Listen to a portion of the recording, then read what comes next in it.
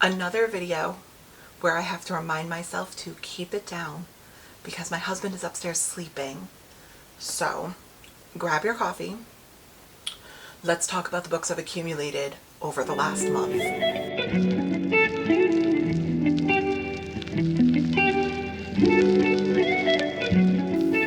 Hi guys, we are back with another one. I have fallen so behind on these videos and my pile is truly massive because I was sick and I wasn't doing my typical like every Tuesday Barnes & Noble trips because when I was ill I wasn't obviously going out, I was staying home. So a lot of these books, I know I had promised to like take you along with me on my shopping trip to Barnes or wherever I was going or what have you, but I was ordering mostly online because I didn't want to go into the stores when I was so sick. I was hardly even leaving the house. I really didn't leave the house. So this week's is going to be a lot of ordering, a lot of book boxes, and we're going to have quite a large amount of Kindle books as well. So let's get into what books I've been buying in the last month. Also, this video is going to be filmed in two parts because I do have a couple of books coming in today, but the majority of my time that I have to film is right now, which is earlier in the morning after my kids went to school, and then I have a bunch of things to do, and I'm hoping that when I get home later on this afternoon, maybe even into this evening, that the boxes are on my doorstep waiting for me. So if I'm in a different outfit or if the lighting is a little different, it is what it is, but we're going to break this up and film this in two different parts. So that's my little side story for today. Okay, the first book I picked up was The Invocations by Crystal Sutherland. This is the second book that I've picked up by her. Am I a little far away? Should I zoom you guys in? You want to get like all close and comfy? Hold please.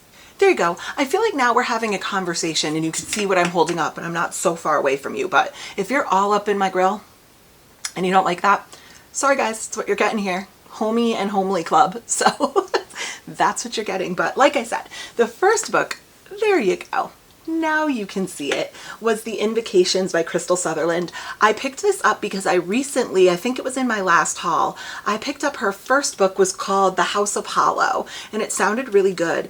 And then I haven't read it yet, but Barnes & Noble released this version, which is the exclusive, and it has these really beautiful rose gold metallic sprayed edges. And it really just like intrigued me. I was like, oh, that's so pretty. And you know me, if there's a special edition, I have to have it. So this says, 3 girls, 1 supernatural killer on the loose. Zara Jones believes in magic because the alternative is too painful to consider, that her murdered sister is gone forever and there is nothing she can do about it.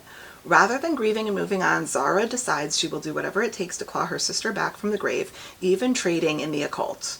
Jude Wolfe may be the daughter of a billionaire, but she is also undeniably cursed. After a deal with the demon went horribly wrong, her soul has been slowly turning necrotic. It's a miserable existence marred by pain, sickness, and monstrous things that taunt her in the night.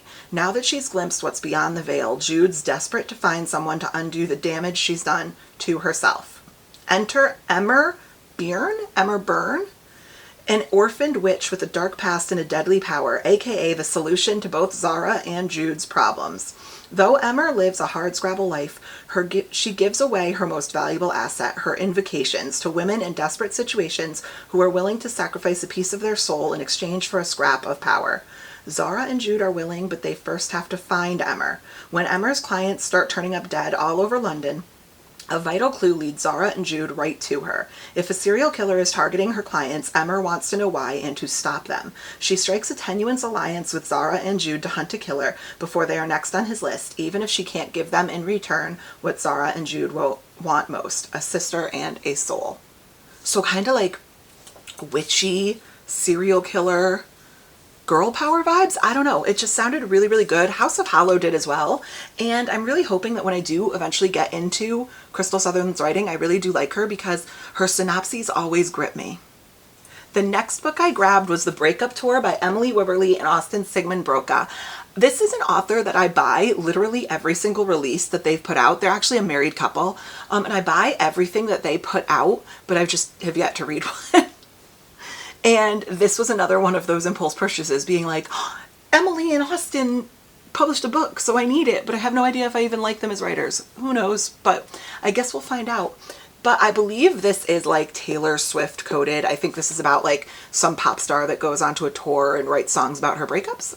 I might have made that up. Let's find out.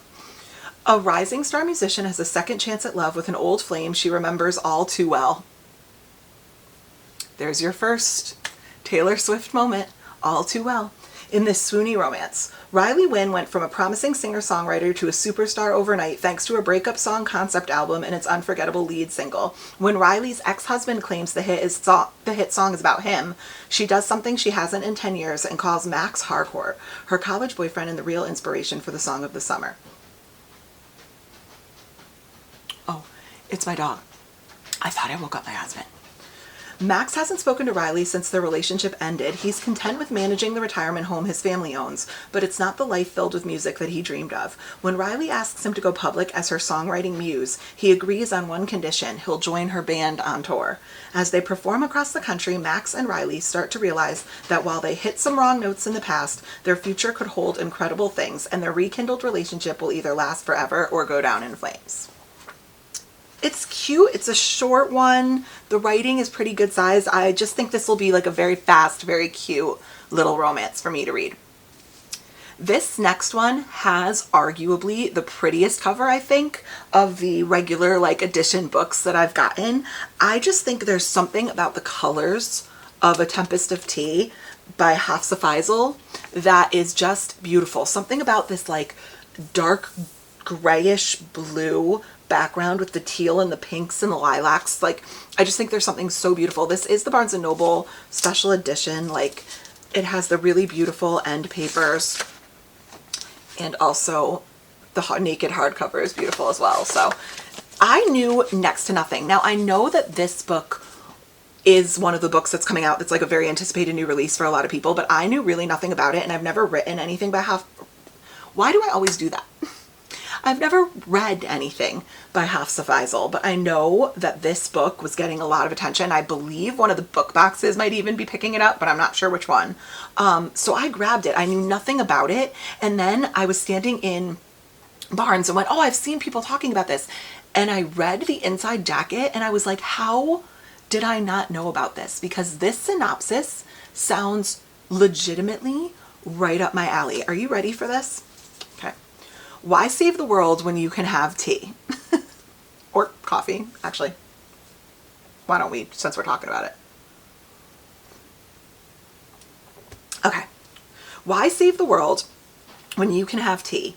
On the streets of White Roaring, Arthi Casimir is a criminal mastermind and a collector of secrets. Her prestigious tea room transforms into an illegal bloodhouse by night, catering to the vampires feared by society.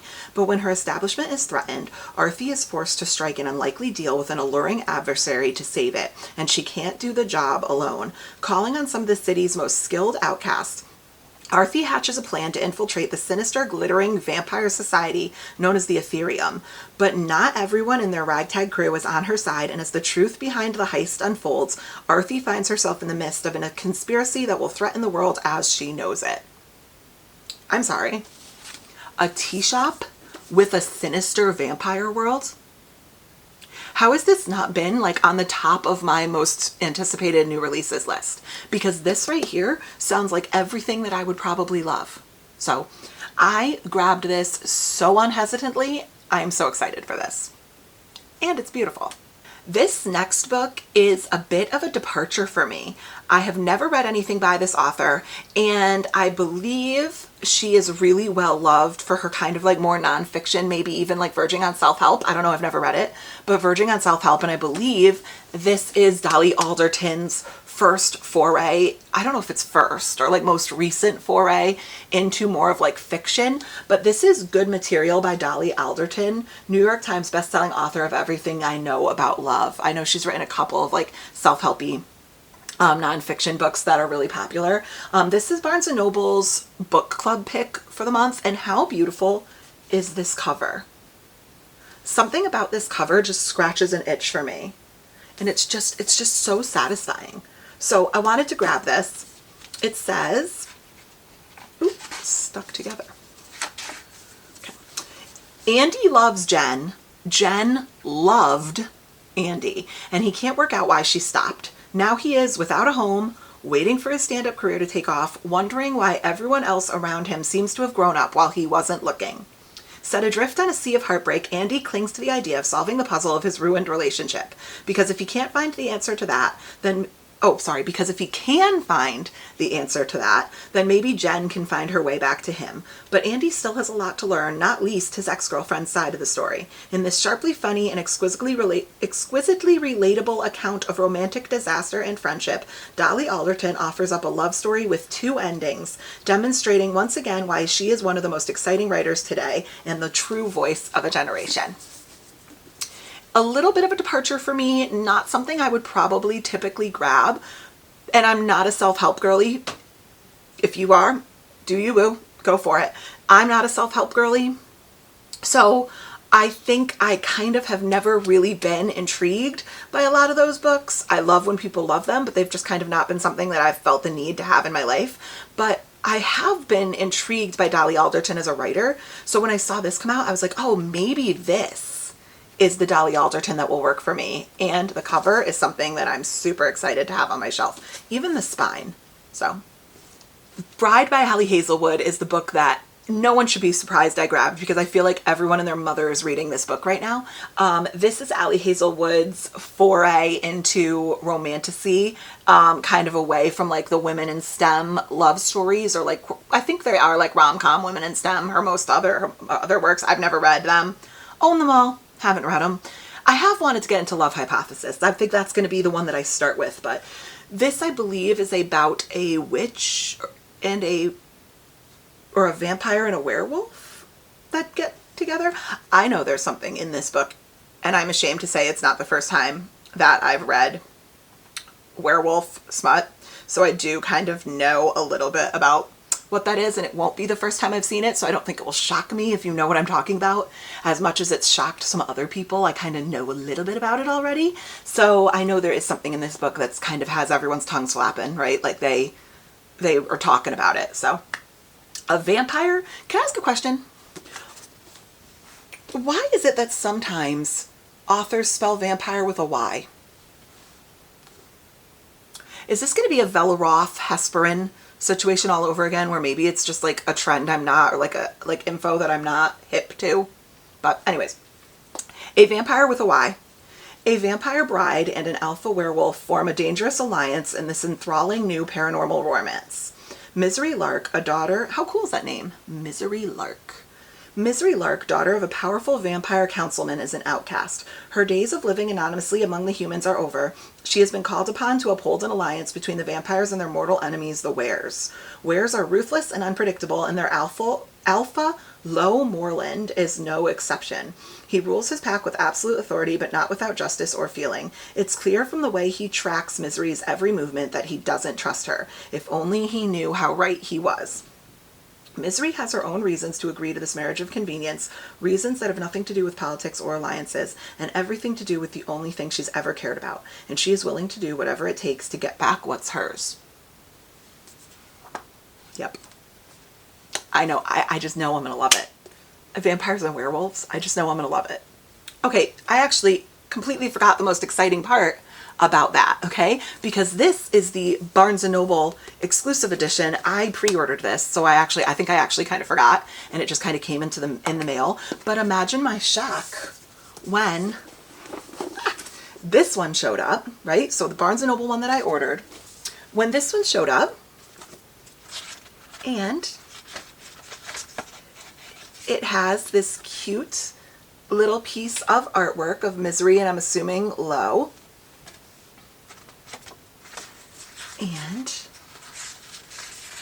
is signed by the fabulous Miss Ali Hazelwood herself. Says for Lindsay. Very cool. I completely forgot that Lark and Owl did this.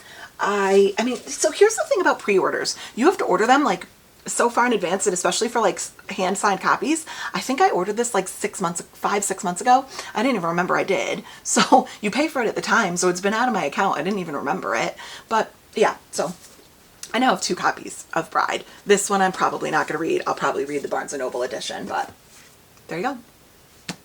And once again, shocking to no one, the next book I got was Magnolia Parks Into the Dark. The only thing that is a bit shocking about this one is I actually own the old covers of Magnolia Parks, and Magnolia Parks is actually on my red shelf because I've read that, but I own the old covers. I think these are some of the most beautiful covers. I am of the perhaps controversial opinion that I really just dislike the new covers.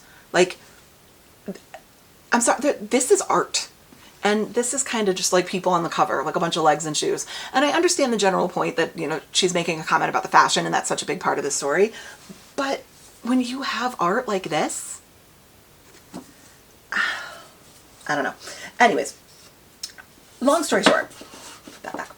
I do have the old cover on order, but the way that Jessa Hastings and her publisher rolled out the old covers was that you had to order them from the UK. Mine has shipped. It should be here.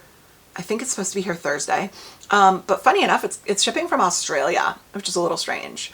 I ordered it from Amazon UK, so it took a while to get here. But I do have the old cover on order, but I can't wait. So I'll have 2 copies of this, but this I'm not going to read the back of because I don't want to know, but this is the 3rd and final installment of Magnolia and BJ's story in the Magnolia Parks universe, and I'm so excited to read it because Magnolia Parks was one of my top books last year and the writing is unmatched.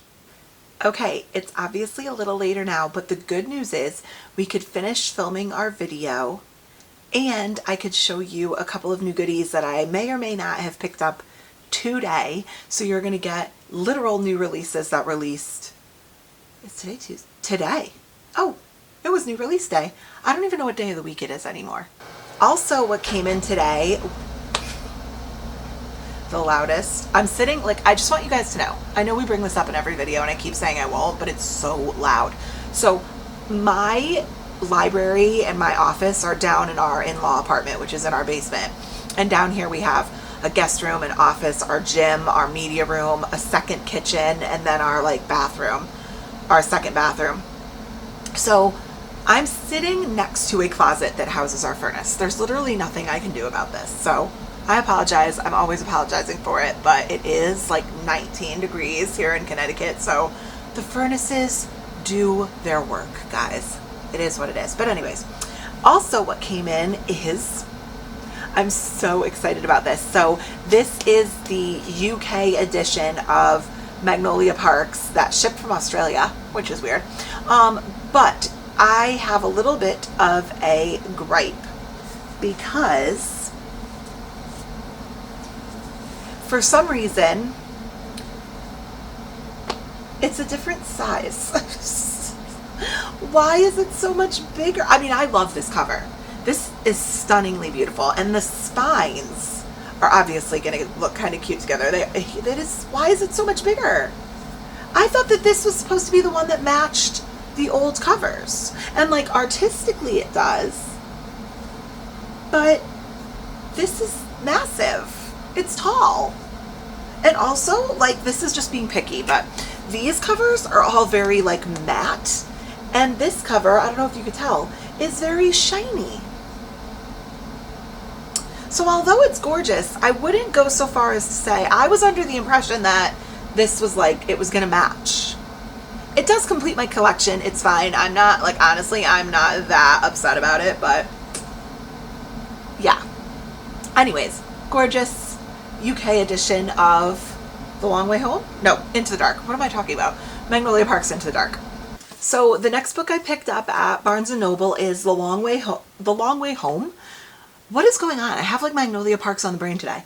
The Long Way Down by Krista and Becca Ritchie. This is the 1, 2, 3, 4, 5, 6, 7. I think this is number 8 in the like chronological order of the Addicted Calloway series. I'm pretty sure this is 8. Feel the Fire 7. 8, yeah. I believe this is another one that follows Reich and Daisy, or the one that follows Reich and Daisy. I've read Addicted to You, the first one, and then I read Ricochet. I liked Addicted to You, and Ricochet was like, it infuriated me. I think I gave it like a 2-star. I don't even know, maybe even lower than that. So I haven't moved forward with the series since then, but I do want to, because the writing isn't bad. I just didn't like the storyline. And I didn't like a lot of like the creepy, what I consider to be like kind of creepy groomery elements in Ricochet. So I do want to move on with this. I also grabbed Saving Six, which released today. This is the third book in the Boys of Tommen series. The only thing I'm going to say about these editions is, I don't know if you are going to be able to see this, but the words in these books are so small. So small. I mean, they are gorgeously like Brandon Sanderson quality floppy, but the words are so small. I'm not going to read the back of this because I haven't read the first one and I don't want to give away anything for myself. But yeah, Saving Six, third in the Boys of Tommen series. And last but not least, I grabbed A Feather So Black by Lyra Celine. Honestly, this was a little bit of like an impulse purchase. I have heard a little bit about this book, and I believe I don't know if it's been officially announced. I mean, it's just speculation. It's not necessarily true. I believe one of the book boxes, I don't even remember which one, is rumored to be doing a version of this, I think. But I wanted to grab it because it sounds so good. So it says, in a kingdom where magic has been lost, Fia is a rare changeling, left behind by the wicked fair folk when they stole the High Queen's daughter, Ela, and retreated behind the lock gates of the folk realm. Rather than leave Fia an outcast, the queen takes her in and trains her to be a spy. When a hidden gate to the folk realm is discovered, Fia is tasked by the queen to retrieve the princess and break her curse. Accompanying Fia is Prince Rogan, her dearest childhood friend and Ela's betrothed. As they journey through the forests of the folk, Fia's mission is complicated by her feelings for Rogan and an unexpected attraction to the Fey Lord holding Ela captive. Soon, Fia begins to question the truth of her origins and the reality of her mission, but time is running out to break Ela's curse, and unraveling the secrets of the past might destroy everything Fia has come to love. That just sounds so good, so I wanted to grab it. We are now going to begin our book box portion of this video. So like I said, when I was sick, I wasn't really leaving the house much or really doing anything, but I did order and get a lot of my pre-orders from book box special editions. So this next section, and I'll go ahead and I will put a timestamp right here. If you don't want to be spoiled, or if you have, these are all old, like nothing new, like super new. I do think I have this month's, but you should have already gotten yours. So, but long story short, if you don't want to see several book box special editions, like if you like keeping it a surprise, or if you have one of these on order from somewhere and you don't want to be spoiled for it, and you want the joy of taking it out of the box and being surprised, then go ahead and jump to this timestamp and you'll just skip this entire book box section, because I get it. I love taking it out of the box and being surprised. So there you go. The first one that I got was from Illumicrate, and this was last month's special edition. It's called The Principle of Moments by Esme Jikiemi Pearson. I hope I'm saying that right. Jikiemi Pearson. This is an absolutely stunning cover with some more character artwork on the back. And look at the beautiful sprayed edges all the way around. Has stars on it. I believe this is sci-fi. I'm going to show you guys the end pages. Beautiful, almost, it looks like Mars, like beautiful planet end pages.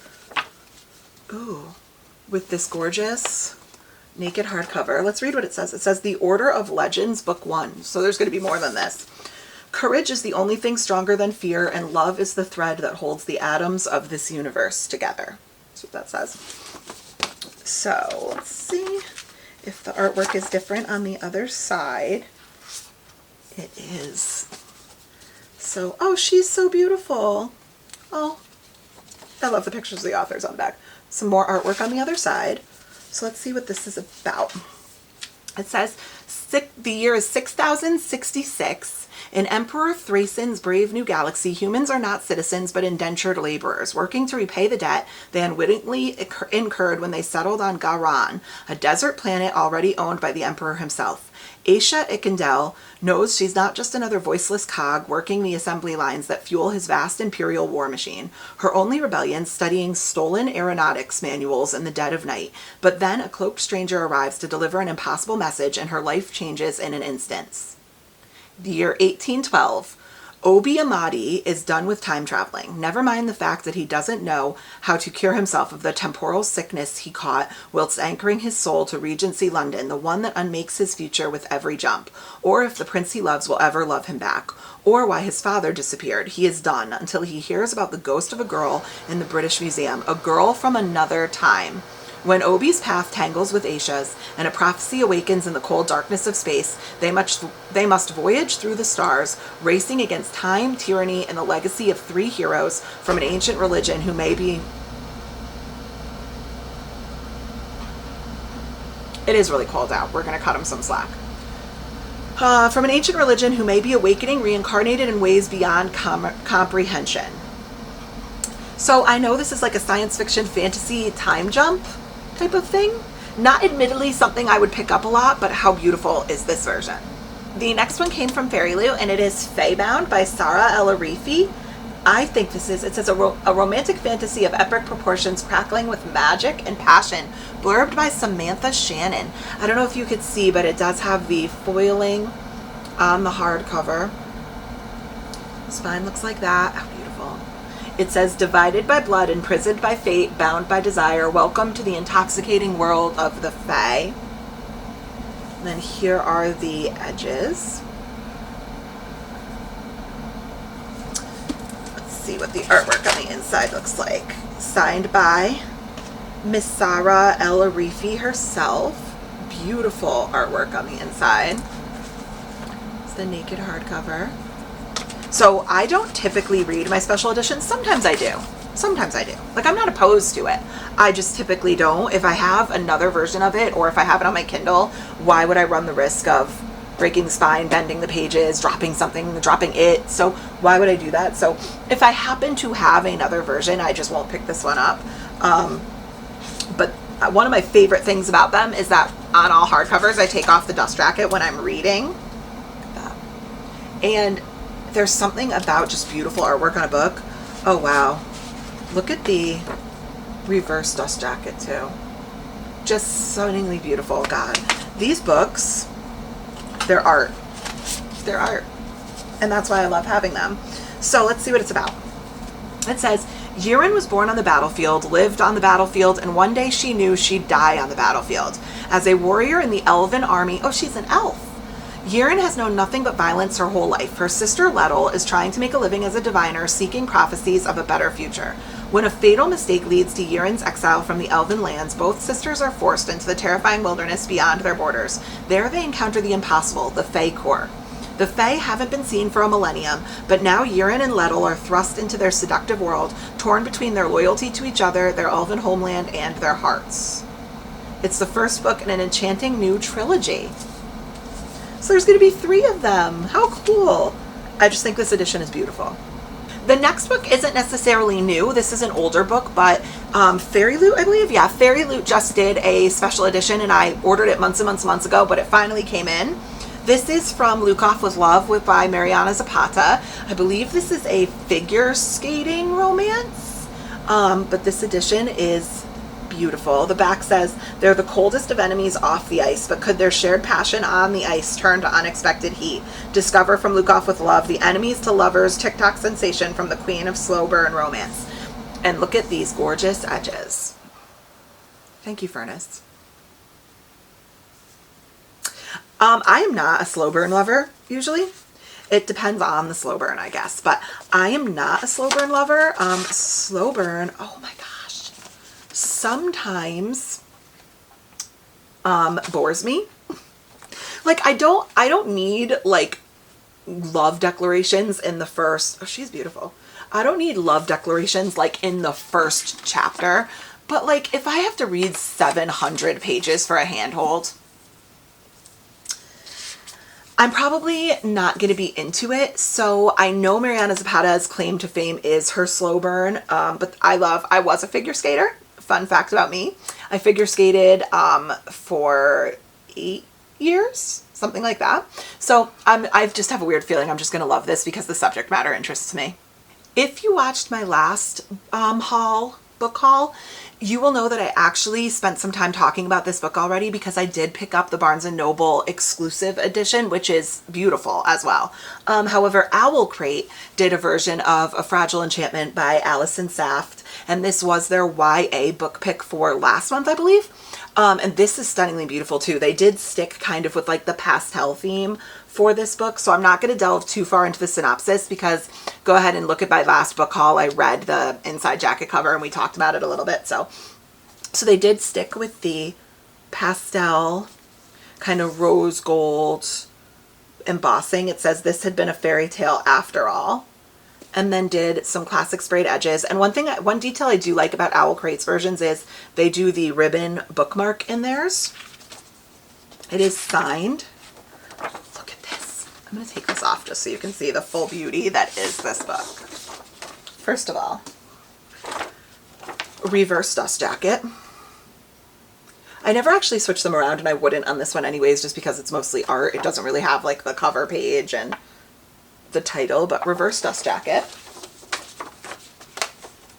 And look at the actual book. The green metallic embossing. It says The Tattler on it. And then it says something has begun to bloom and what has lain foul. And the cover actually perfectly matches the sprayed edges. The inside artwork with the metallic foiling. See if the picture on the back is different. It is. Oh, this purple is beautiful with more metallic foiling, and is of course signed by Allison Saft with the little letter to the reader in there. How beautiful. Absolutely stunning edition, so I did grab this as well. Next is another older book that Fairy Loot did just come out with their edition of. I actually own this on my Kindle, but I don't own a physical copy, so I wanted to make sure to grab it, and it just came in. This is The Unmaking of June Farrow by Adrienne Young. She wrote Spells for Forgetting, and she did the Fable and Namesake series. She's actually a pretty prolific writer. I have that up there. Yeah, Fable, Namesake, Saint. She's done a lot of work, and I've never read anything by her, but I'm very intrigued. This is the beautiful Fairy Loot edition. I'm kind of surprised they went more like browns, blacks, neutrals on this. I'm wondering if that's an indication of kind of like the vibe of the book. I would have thought it would have been more like green, foresty. That's just kind of like the vibe I get, but I could be totally wrong. So I went very neutral on it. This is just some, what is this? Sue Lynn Tan, Chandler Baker, Jodi Picoult, and Sarah Addison Allen blurbed it. And then they did the beautiful kind of floral sprayed edges in black and yellow. I think this is just a very interesting edition, a little bit darker than I probably would have thought. So here is the naked book with the copper embossing with the character artwork on the inside. Signed by the author, of course. I'm sure there's more artwork on the back, but let's read the synopsis of this. It says, in the small mountain town of Jasper, North Carolina, June Farrow is waiting for fate to find her. The Farrow women are known for their thriving flower farm and the mysterious curse that has haunted them for generations. The madness that led to Susanna Farrow's disappearance left her daughter June to be raised by her grandmother. Everyone in Jasper is certain it's only a matter of time before she finds the same end, but June has kept secret that her unraveling has already begun. After her grandmother's death, June follows a series of clues that link her mother's disappearance to the town's dark history, leading finally to a mysterious door. Behind it may lay the answer to the mysteries that have always lingered like a dark shadow. Upon crossing the threshold, June embarks on a journey that will not only change both the past and the future, but entangle her fate and her heart in a star-crossed love. I do remember reading a little bit about this, that her entire every woman in her family has slowly gone mad, and I think she's going to solve the mystery as to why. But beautiful Fairy Loot edition. Another pre-order that just came in was My Roommate is a Vampire by Jenna Levine. Will it be love at first bite? Adorable. Kind of looks very similar to the mass-produced copy. Would falling for him really be so bad? I did really love the ombre sprayed edges. This was one I kind of like walked the line on whether or not I was going to grab, but I think ultimately what ended up convincing me is I did really like the way that this sounded, and I thought that the ombre was really pretty, but this was one that I kind of went back and forth when on the day that it released. I was like, should I get it? Should I grab it? I'm glad I finally did though. but I do have the Barnes & Noble edition as well. So let's look on the inside. I haven't even opened this yet. Okay, cute. And naked cover, no inside artwork. Is it signed? It is not, it doesn't appear to be signed. Interesting. Yeah, I think this one is about a girl who's kind of down on her luck. I've read this in another book haul, so I'm not going to spend too much time on this, but I believe, if my memory serves me correctly, this is about a girl who's kind of down on her luck living in a city, and sees an ad in a paper for like this apartment that seems like way too good to be true at dirt cheap. So she writes in and moves in and then finds out that the man that she's living with is a vampire. So cute. Okay, I believe this one is the Fairy Loot adult book for last month, I think. Last month? Yeah, not this month. Was it this month? Maybe this month. I don't even remember when no, last month. Confirmed last month. This is The City of Starlight by Georgia Summers. I am so excited for this book. This was one of my most anticipated releases of the year because I just think the synopsis sounds so unique. And when I heard that Fairy Loot was doing this one, I was so excited. I love this edition.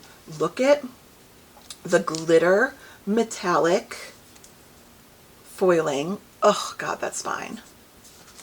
And then the mountain scene on the back, it said curses are made to be broken. I'm just trying to get you to see the glitter. Look at how beautiful.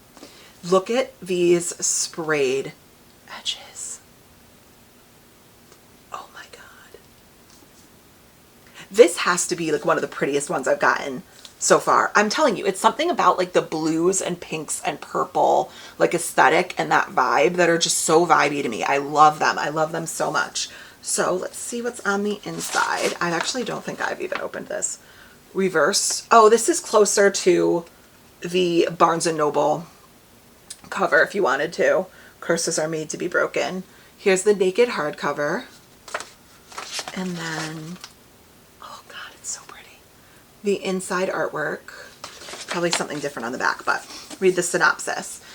Listen to how cool this sounds. There is a cost to survival, Violet Everly. It's just a matter of fine-tuning the price. For centuries, Everlys have been their brightest and... I'm so excited I can't even read. For centuries, Everlys have seen their brightest and best disappear, taken as punishment for a crime no one remembers, for a purpose no one understands. Their tormentor is a woman named Penelope who never ages, never grows sick, and never forgives a debt. 10 years ago, Violet Everly's mother left to break the curse and never returned. Now, Violet must find her mother, or she will be taken in her place. Her hunt leads into a seductive, magical world of power-hungry scholars, fickle gods, and monsters bent on revenge, and into the path of Penelope's quiet assistant, Alexander, who she knows cannot be trusted, and yet to whom she finds herself undeniably drawn. Tied to a very literal deadline, Violet will travel to the edges of the world to find her mother and the key to the city of Stardust where the Everly story began. That's actually a different synopsis than the one that I had read. I believe, and I'm pretty sure I read one that said that is she an elf? An orc? I think she's like an elf or an orc, but I'm so excited for this book. Sounds so good, and what a gorgeous edition.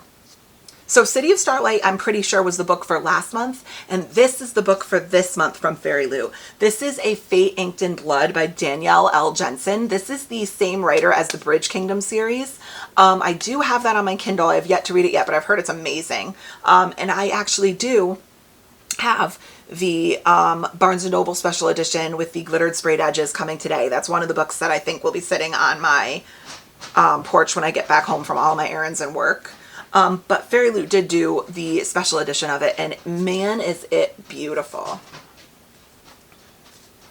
So it says, born in fire, chosen by the gods, it was foretold she would unite a nation, but unfated weave their own destiny, even if what they want is forbidden. And she wants him. She wants him. She wants him. Look at these sprayed edges. This is, I believe it's a Norse Viking mythology retelling, so it does have kind of like the Norse looking, like the Viking writing on it, which is real. Oh my gosh, it's beautiful. Here is the naked hardcover. Look at them. And then the character art on the inside. What a gorgeous edition. I'm assuming he is going to be on the back. Let's see. Yep. I knew it. He's on the back. So, very excited to read this. It says, a woman blessed by the gods battles to unite a nation under a power-hungry king while also fighting her growing desire for his fiery son in this Norse-inspired fantasy romance from the best-selling author of the Bridge Kingdom series. Bound in an unwanted marriage, Freya spends her days gutting fish but dreams of becoming a warrior and of putting an axe in her boorish husband's back. Jeez. Freya's dreams abruptly become reality when her husband betrays her to the region's Jarl, landing her in a fight to the death against his son. To survive, Freya is forced to reveal her deepest secret. She possesses a drop of a goddess's blood, which gives her magic capable of repelling any attack. A magic that was foretold would unite the fractured nation of Skaland beneath the king, the one who controls the Shield Maiden's fate. Believing he's destined to rule Skaland, the fanatical Jarl binds Freya with the blood oath and orders his son Bjorn to protect her from their enemies. Desperate to prove her strength, Freya must train to fight and learn to control her magic, all while facing perilous tests set by the god. Except the greatest test of all may be resisting her forbidden attraction to Bjorn. If Freya succumbs to her lust for the charming and fierce warrior, she risks not only her own destiny but the fate of all the people she swore to protect. I've never read anything like Norse Vikings, so this has really, really intrigued me, and I'm going to go ahead and put in a clip now of me receiving the Barnes & Noble edition. Okay, so I actually checked my mail, and guess what came in? This is the Barnes & Noble edition of A Fate Inked in Blood. So I'm going to go ahead and just cut it right into here so you guys can see it. This edition in and of itself is absolutely stunning. Like if I didn't have, where is it? Right here. If I didn't have the Fairy Loot edition, this is absolutely gorgeous and I pre-ordered this. So this does have the exclusive cover, but look at the glittery blue metallic sprayed edges. How beautiful is that? Oh, wow. And I don't know if you're going to be able to see this on camera, but there's like, oh, I don't think you can. There's a little like Norse knot on the inside as well. So literally you can't go wrong. Gorgeous edition. Order it quick because I think this was like a limited edition first run with the sprayed edges. I'm assuming these aren't going to stay around forever. So go ahead and grab them because this is a beautiful edition. The next one I have coming up is the third edition of Page and Wick's subscription box, which is their brand new, it's a brand new subscription box. This is only the third one. And they do absolutely stunning editions. Their whole concept is that you get a special edition book sent to you, and then you also get a candle curated by them to kind of like match the vibe of the book. So this month's book was The Fangs of War by E.J. Doble. This is a huge book, but look at how cool that is.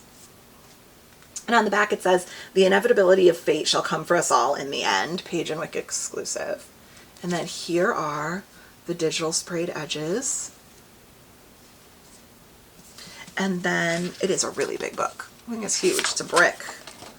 Here is, oh wow, look at the, like a serpent on the cover. Oh God. I'm going to take this one off too because I'm telling you, I'm so incredibly, for a brand new subscription box, the quality of Page and Wick's books are just, this thing is heavy, and it's just so beautiful. Here's the inside cover art. Same thing on the back, signed by the author. Just a gorgeous, gorgeous book. I think it's more of like an epic, oh, he's so cute, I see him. It's more of like an epic high fantasy, I think. On a silent shore in a distant land, the world was coming to an end. After the brutal execution of Provence's king by the roving forces of Taraz, a new military government vaults into power with the nefarious Alvarez at the helm. Hellbent on bloodshed.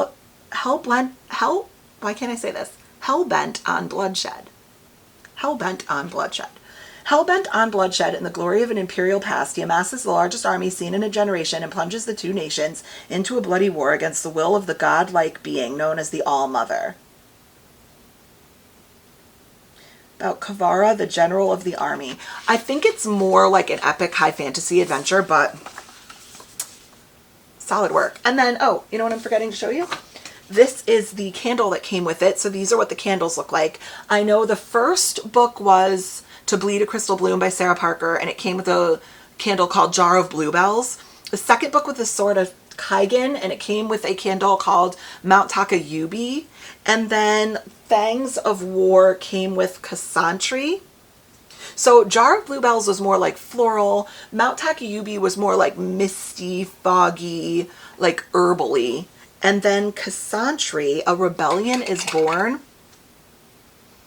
This one is much more masculine, a little bit like Axe body spray, like a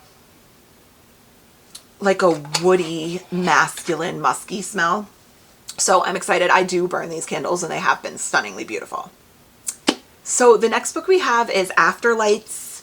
I believe it's Afterlight's January book. I'm like, because I was sick and I kind of opened these all super late, I just have like a pile of boxes that I opened. I'm kind of fuzzy on what dates they came out. But this was Afterlight, which is Illumicrate's romance book box. Their book for January, I believe. This is At First Fight by Olivia Dade.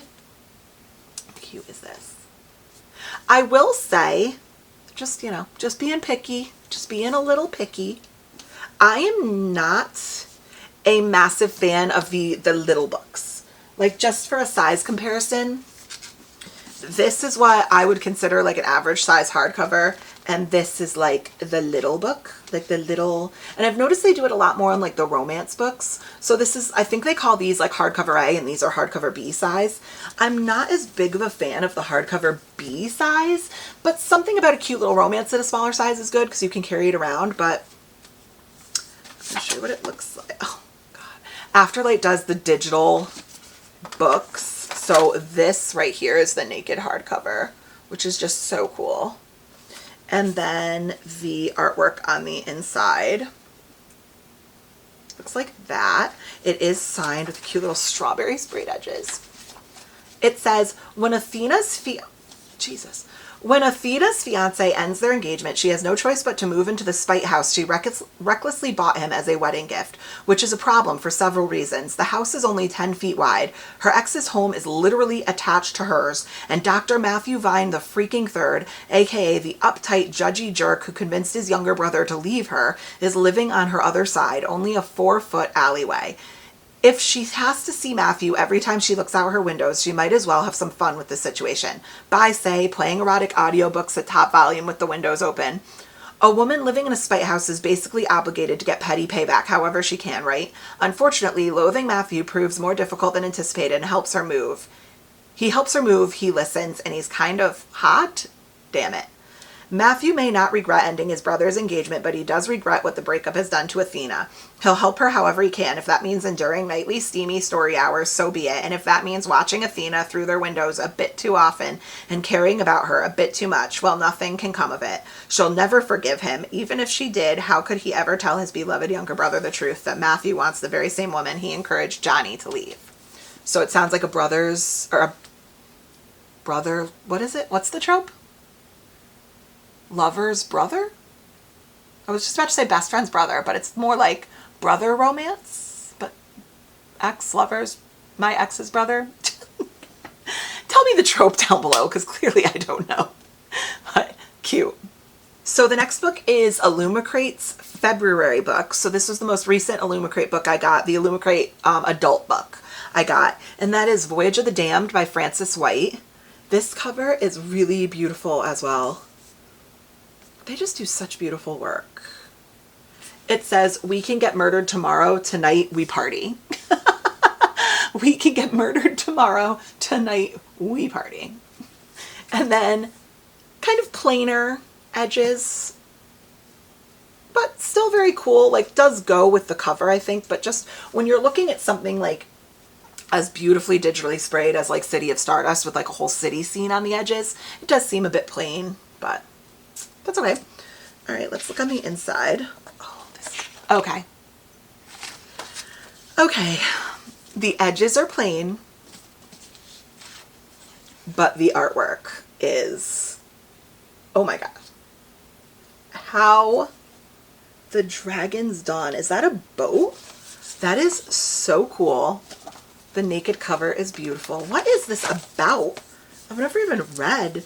12 magical blessings, 12 days at sea, one chance to stop a killer and save the world. For 1,000 years, Concordia has maintained peace between its provinces. To mark this incredible feat, the Emperor's ship embarks upon a 12-day voyage to the sacred goddess's mountain. Aboard are the heirs of the travel princes of Concordia, each graced with a unique and secret magical ability known as a blessing. Except one. Ganymedes? Help me. Ganymedes? Pissarro, class clown, slacker, and all-around disappointment. When a beloved heir is murdered and everyone is a suspect, stuck at sea and surrounded by powerful people without a blessing to protect him, odds of survival are slim. But as the bodies pile higher, Ganymedes must become the hero he was not born to be. Can he unmask the killer and their blessing before this bloody crusade reaches the shores of Concordia, or will the empire as he knows it fall? That sounds so good.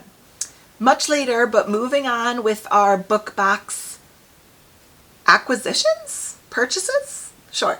Acquisitions. I actually received this in the mail today as well. So if you don't want to see the newest Afterlight book for this month, like, close your eyes. Just fast forward a couple of seconds because I won't talk about it too long.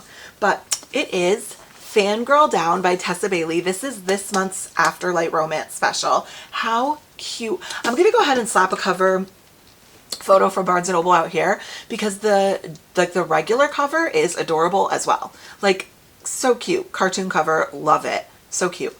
But how adorable is this cover?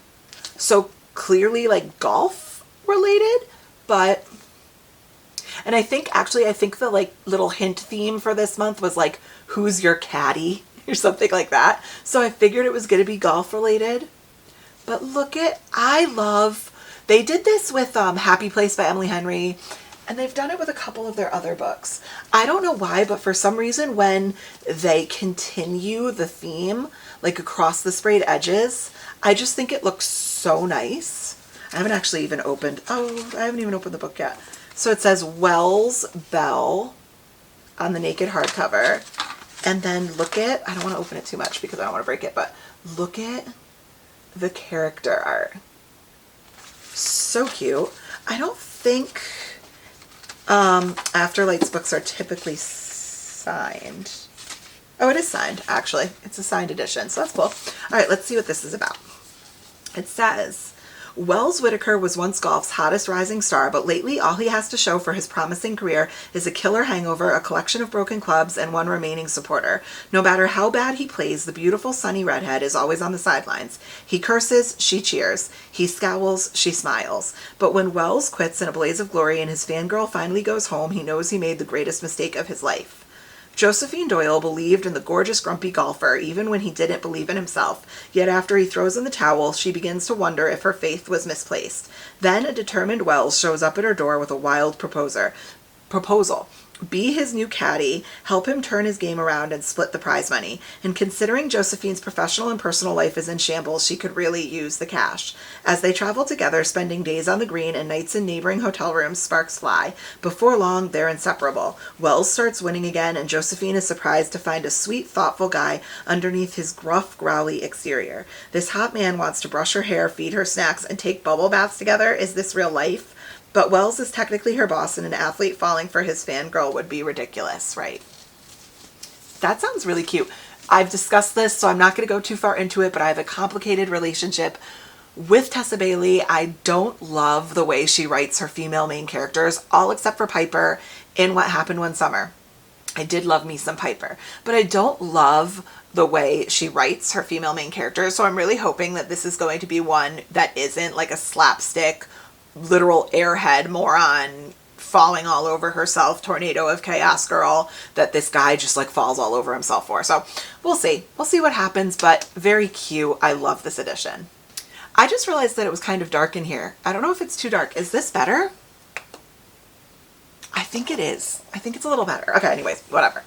Lighting's gonna be a little wonky in this video because I'm filming it like several hours apart, but that's okay. All right, the next one I got is, I believe this was Owl Crates YA book this month. I got Heartless Hunter. I know this book is like super blowing up, like very viral. I actually looked at my local Barnes & Nobles because I wanted to go and grab Barnes & Noble's edition. I just thought it's very similar, but it's very pretty. And it was nowhere. Like, I can't find it anywhere. This is too bright, guys. Sorry, I can't do it. It's shining right in my eyes. I can't find it anywhere. So this has been like really, really popular. And this edition is pretty. Once again, it's the small book, which I don't really love. I wish it was like a regular size hardback, but the back says this is a game, it's only pretend. And it does have kind of like, I'm not gonna lie to you, this is a little like, it's a little basic to me. Like when you're looking at gorgeous, super well thought out, like super well designed special editions like that, and then you kind of like, here's some green sprayed edges. To me, like I probably wouldn't have been upset just getting the Barnes & Noble edition, but I am happy I got this because I can't find it anywhere. So let's see. Oh, the inside is pretty. It does have some metallic foiling and I mean, oh, the naked hardcover is pretty and I do love the reverse dust jacket, but once again, those are nice things to have, but I never switch my dust jackets around. So, I mean, I'm glad I have the book, but this is probably not one of my more exciting special editions. But it says, enemies to lovers doesn't get more high stakes than a witch and a witch hunter falling in love. On the night Rune's life changed forever, blood ran in the streets. Now in the aftermath of a devastating revolution, witches have been diminished from powerful rulers to outcasts ruthlessly hunted due to their waning magic, and Rune must hide what she is. Spending her days pretending to be nothing more than a vapid young socialite, Rune spends her nights as the Crimson Moth, a witch vigilante who rescues her kind from being purged. When a rescue goes wrong, she decides to throw the witch hunters off her scent and gain the intel she desperately needs by courting the handsome Gideon Sharp. He's a notorious and unforgiving witch hunter, loyal to the revolution, and too late, Rune realizes she might be falling for him. I'm not going to read any more, but a witch and a witch hunter fall in love, and that's really honestly like all you need to tell me. Next is another Fairy Loot special edition. I actually pre-ordered this one several months ago, and it's actually a funny story, but it is An Echo in the City by KX Song. I honestly have never heard anybody talk about this book. I don't know anything about this book. I don't know anything about this author. I was very just kind of like sucked in to the design of the special edition, and the sprayed edges actually got screwed up and the publisher printed them upside down. So they had to send out an email after we ordered it being like, hey guys, our bad. Like, we just got the books, we were doing quality check, and we realized the sprayed edges were upside down, and we're just going to kind of keep it the way it is. Like, if you want to cancel your order, go ahead. And I think it's fine. Like, I don't really see a difference. It doesn't bother me, so I left it. But very pretty edition. And then here are the edges. Like, that's what I'm saying. They're supposedly upside down, but like, who would even notice? So, let's see what the inside looks like. Okay. You know, pretty. Blue metallic. A little basic. Is it signed? It is signed. Oh, with a pretty, like a really beautiful stamp too. It is signed. All right. Hong Kong, summer of 2019. When Phoenix attends a protest rally with her older brother, it ignites a fire in her she didn't know she had. The island city she loves is disappearing, and she's determined to capture the moment with her camera. Kai never wanted to be a policeman, but when his mother died, his estranged father enrolled him in the academy. A chance encounter with a group of student professors offers him a way to earn his father's approval once and for all by going undercover and infiltrating their network. That night, Phoenix and Kai accidentally swap phones and sparks fly, drawing them together even as they stand on different sides of the struggle. But when love is built on a lie, what chance does it have to survive? And then on the back it says, "Don't go, I text her, my pulse skittering. Please, please, please, I pray." She starts texting back immediately. "Are you there already?" she writes. "I'll look for you." My heart leaps into my throat. "Phoenix, don't go." "Too late," she answers. "On my way." It's pretty cute. It sounds good. I mean, I've never read anything by this author. I haven't heard anybody talking about it, but I'm in. Falling in love was never a part of the plan. An Echo in the City. Oh my God, this pile is now like, it's very wonky. We are teetering on falling over, so hopefully it doesn't go. I should stop messing with it. Hopefully it doesn't go anywhere, but we're just going to leave it alone. Okay. And I saved what I'm not even the best, but like what I'm the most excited for last, because I got the Fairy Lou Once Upon a Broken Heart trilogy. So I got Once Upon a Broken Heart, The Ballad of Never After, and A Curse for True Love, all in the Fairy Loot editions. And I'm going to really quickly, I'm not going to read you the summaries. It is what it is. If you don't know, this is a very popular kind of like fairy tale-ish fantasy type book from Stephanie Garber. It is loosely in the same world as her Caraval series. I'm not going to read. I kind of try to avoid this. I don't want spoilers because I do want to read the Caraval trilogy before I go into these, but I'm just going to really quickly show you the designs of them. So here's the first book, Once Upon a Broken Heart. This is very heavily influenced by the UK editions. So we have different ones. I actually have mine up there, but I'm too lazy to get them. So we have different ones here in the US, but this is very much very much similar to what the UK editions look like. And I think that's kind of what Fairy Loot pulled for inspiration. But this is the back. What does it say? How far would you go for happily ever after? And then the beautiful, much sought after sprayed edges. And on the inside it says The Ballad of the Archer and the Fox in this pink metallic. And it does have the reverse artwork on the dust jacket. How gorgeous. Oh, let me show you the character art. Look at the character art on the inside. So beautiful. So this is book 1. And then Ballad of Never After is book 2. This is that beautiful dark blue cover. And on the back it says, Not Every Love is Meant to Be. It has these beautiful sprayed edges. And then on the, oh my God, it's so pretty. Oh, this book is beautiful. Oh my gosh. Look at the naked hardcover on this one. Oh, it's so pretty. And here is the reverse dust jacket. Beautiful. I'm assuming there's more artwork. Oh wait, let's look. Oh, look at the character art on this one. I don't want to bend it. Look at how pretty. I do really love the artwork and the colors they chose on these. They're beautiful. Okay, so that's book number 2. And then here, last but not least, is book number 3. This is A Curse for True Love, the purple one. And on the back it says, May the best villain win. And it looks like it has some string lights up there. That's really pretty. And then here's the edges on this one, the purplish color. And then let's see what this one looks like. The Greatest Love Story Ever Told. Beautiful. I'm kind of surprised this one's dark blue. I wasn't expecting that. Reverse dust jacket. And then character artwork. Oh, it's so pretty, guys. I don't want to open it too far, but so pretty. So if you look at them together, how beautiful are those? Those are going to look so good on my shelf. I'm so excited. So that's it, guys. My first book haul back. It was a doozy, and I'm just hoping that none of these fall down, but I hope you guys enjoyed. Did you pick up any of these books? Have you read any of these books? What book was your favorite? If you have stayed till the end, please comment the blue heart emoji for the Ballad of Never After. Is that what it's called? Yeah, the Ballad of Never After, which is the one of the last books we talked about. And, you know, while you're here, you might as well do all the YouTubey things you guys are so good at. Like, comment, subscribe, and I love you. Bye, guys.